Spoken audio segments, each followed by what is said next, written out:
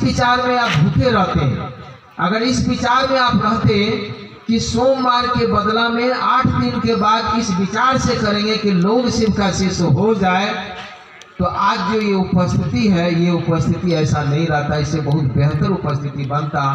आप उस उद्देश्य को नहीं देखें, आप ये देखें कि संक्रांति के दिन सोमवार का दिन है, सावन का महीना है, वही सरस्वती पूजा में विद्यार्थी सबको उठा कर करके आप जिलेबी नहीं खिला करके आप स्कूल में ले आए हैं उठा करके पढ़ाने के लिए। यही हुआ।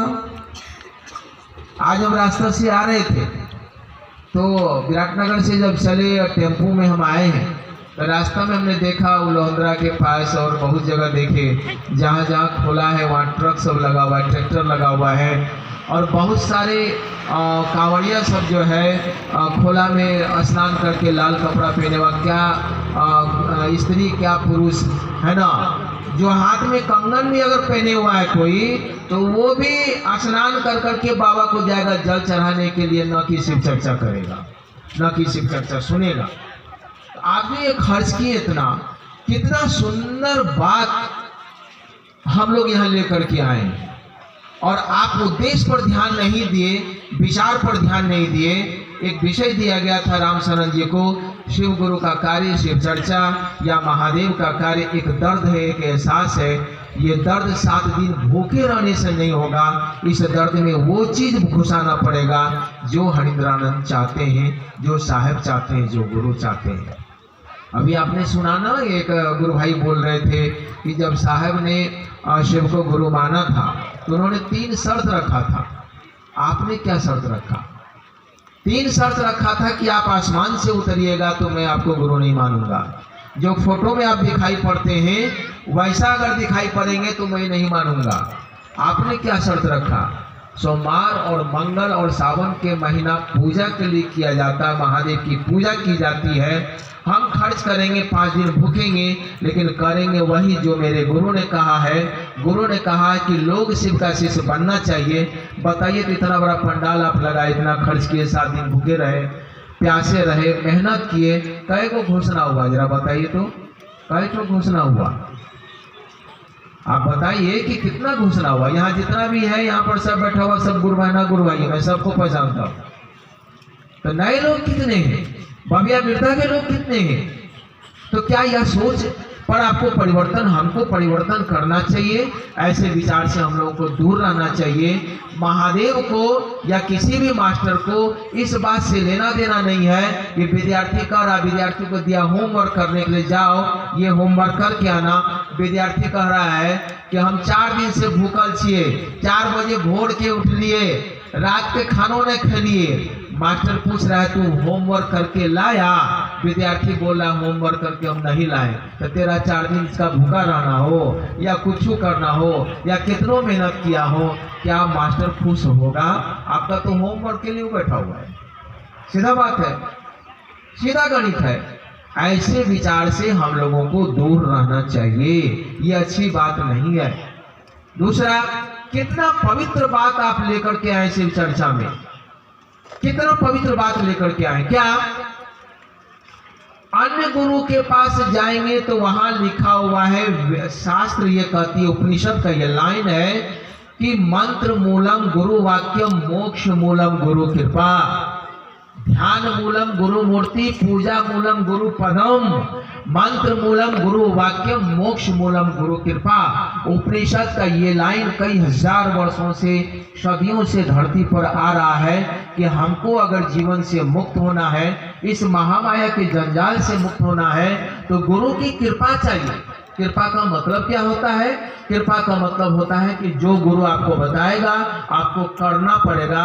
यानी कृपा का मतलब होता है क्री माने करो, पा माने पाओ। यानी गुरु जो बोलेगा वो आप करेंगे। यानी माला का जाप करने के लिए बोलेगा तो माला का जाप करना पड़ेगा। कहेगा लहसुन प्याज नहीं खाओ, लहसुन प्याज नहीं खाना होगा। कहेगा शादी नहीं करो, शादी नहीं करना पड़ेगा। कहेगा सूर्य प्रणाम करो, सूर्य प्रणाम करना पड़ेगा। अब तक शरीर के रूप में जितना गुरु धरती पर आए हैं वो सारे कृपा के अधिकारी हैं। मात्र महादेव ऐसा है कि तुमको कुछ नहीं करना है, मात्र इतना ही करना है, तुमको इतना बोलना है कि हे महादेव आप मेरे गुरु हैं, हम पर दया नहीं कीजिएगा। संसार के जितने भी गुरु शरीर में आए हैं उन गुरुओं के गुरु महादेव हैं जो बोल रहे हैं कि मात्र दया मांगो, मैं तुम्हारा गुरु बनूंगा। इतना पवित्र सूत्र आपके कान में जा रही है। यहाँ कुछ करने की जरूरत नहीं है, मात्र एक विचार लाना है मन में कि महादेव गुरु हैं, और उस गुरु के पास जाने के लिए, किस गुरु के पास? संसार के सभी कृपाधारी गुरु से भी ऊपर, संसार में जितने भी शरीरधारी गुरु हैं सब कृपाधारी गुरु हैं, कृपा करने वाले गुरु हैं। कृपा करने सब कुछ नहीं हो रहा है, माला जाप करने के बाद भी संसार टूट रहा है, वृक्ष कट रहे हैं, इंसान ही इंसान को खा रहा है। कृपा करने से संसार का स्थिति में कोई परिवर्तन नहीं हो रहा। हम क्या करें, किसके पास जाएं? अब तो जाना पड़ेगा सरदार के पास। सरदार के पास ऐसा हथियार है जो सूत्र बताता नहीं है, मात्र दया करता है। वो तो जानता ही है कि ये सब कुछ करके आ गया है, हार गया अपने जीवन से, आपको इसके ऊपर दया ही करना पड़ेगा। मेरे वरेण्य गुरुभ्राता साहेब हरिंद्रानंद ने उस उपनिषद के लाइन को काट डाला उसने, और उन्होंने कहा कि महादेव को जब गुरु मानोगे तो महादेव को कृपा करने की जरूरत नहीं है, मात्र दया करने की जरूरत है। अगर दया ना होती तो आज इतने लोग यहाँ पर उपस्थिति नहीं होता। देखिए कितना बड़ा सूत्र के माध्यम से आप कुर्सी में बैठे हुए हैं, कहीं पर बैठे हुए, शौचालय में बैठे हुए, पैखाना में बैठे हुए हैं, शादी ब्याह में जा रहे हैं, रिक्शा में बैठे हुए, अपनी दुकान में बैठे हुए हैं। कोई भी आसन करने की जरूरत नहीं है, कोई भी नया कपड़ा पहनने की जरूरत नहीं है, कुछ भी करने की जरूरत नहीं है। मात्र एक बोली आपको बोलना है मन और दिल से, हे महादेव आप मेरे गुरु हैं, मुझ पर दया नहीं कीजिएगा। इतना मात्र बोलने से, ये अभ्यास करने से, ये अभ्यास, ये बोली जो भागात्मक है, धीरे धीरे धीरे धीरे धीरे धीरे धीरे धीरे बोधात्मक हो जाएगा।